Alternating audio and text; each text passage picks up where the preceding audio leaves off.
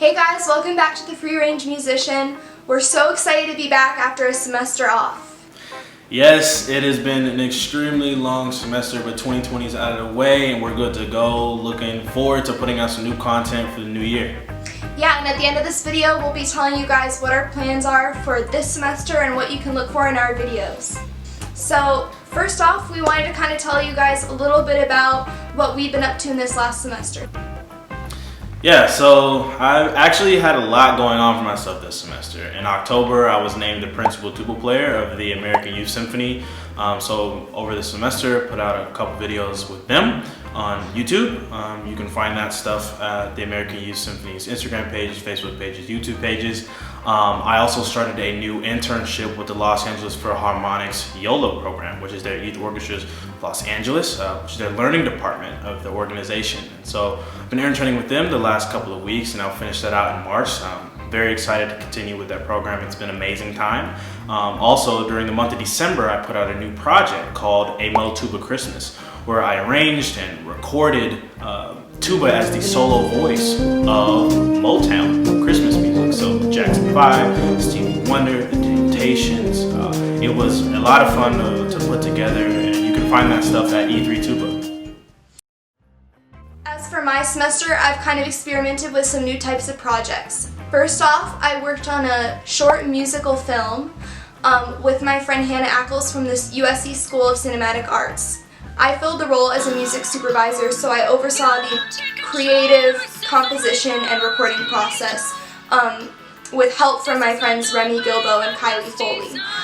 And then later in the semester, I worked on a project called Doctor My Eyes, which you can find on our YouTube channel. I posted it a couple weeks ago. And that was a classic rock song inspired by the documentary Laurel Canyon. And I kind of did a social activism twist on it to talk about homelessness in Los Angeles. And that was arranged for guitar, voice, and horn. I also did socially distanced horn lessons with my new horn teacher, Julie Landsman, who started at USC this semester. And I was kind of learning and developing the Caruso method, which she teaches and specializes in throughout the semester. But overall, this semester wasn't all fun and games. It was really tough for both of us, like it was for many musicians around the country. We kind of wanted to talk about how to get out of that musical funk and get back to loving playing your instrument. Yes, so back in August, our principal conductor at USC, Carl St. Clair, gave us a talk about what it means to find that voice that got you to do music again, and how easy it is for you to stray away from that voice in a time where there's a lot of things going on in your life, a lot of things that are going on that you're not used to and don't know how to handle.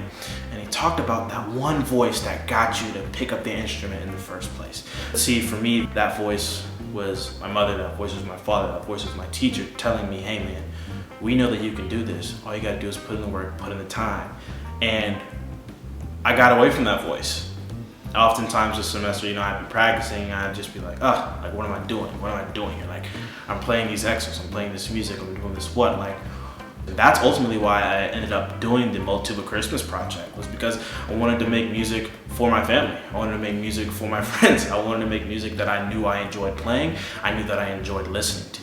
And all it took for me was to just kind of sit back and listen to a couple recordings of Louis Armstrong, Ella Fitzgerald, Beyonce, listening to Chicago Symphony, listening to Drake, listening to Bruno Mars, just listening to all the people that inspired me to play my instrument in the first place. And it's very easy to get away from that voice. Very easy to get away from that inspiration when you might be alone, or you might not be able to see your friends as much, or you're not playing in the orchestra, you're not playing in the wind ensemble, or even your quintet as usual, right? But if you can constantly put yourself in situations to remind yourself of why you picked up the instrument in the first place, it might make that practice session just a little bit easier. When we went through high school and we were choosing to practice instead of maybe go out and hang out with friends or, do whatnot, you kind of have to think back to yourself, what was the reason you chose to do that? Why did you love playing your instrument in the first place? Why did you decide to pursue your instrument? Why did you decide to practice every day? And it's different for everybody, so you have to ask yourself that question When I started playing my instrument, I didn't know anything about classical or orchestral repertoire. I didn't know anything about horn repertoire. I was sitting down and playing the Rolling Stones on my horn and playing Simon and Garfunkel on my horn because I've always loved classic rock. When we're in this kind of funk, you need to go to what you love first. Yeah, and to Sophie's point, you know, when you're making out that plan, when you're practicing and just doing things you love, you might find out that you have another interest. And for me, that was arts administration, and which is why I'm interning with the LA Phil right now, and why Sophie had said she was being a music supervisor for the project for school this semester.